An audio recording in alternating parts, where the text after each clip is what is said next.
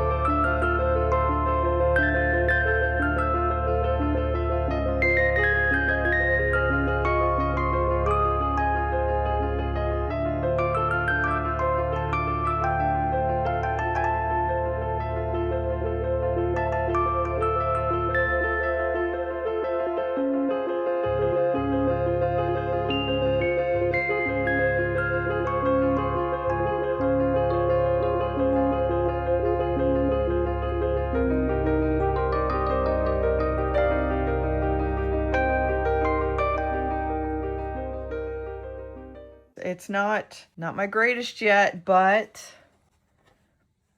compared to what it was when I first started, and I was going to throw it in, I literally was going to throw it in the trash. And I talked to a friend, and she told me not to do that, and just to try to fix it. Since I have this nice Arches watercolor paper, it's very durable, so I was able to fix a lot of the stuff I didn't like. I think I'm going to try an animal or something next time. I'm not sure yet how brave I'm going to be, but we'll try it, and I'll see what I feel like. But I appreciate you guys watching, and those of you who have stuck with me on this watercolor journey and trying to learn watercolor and trying to learn it with my style.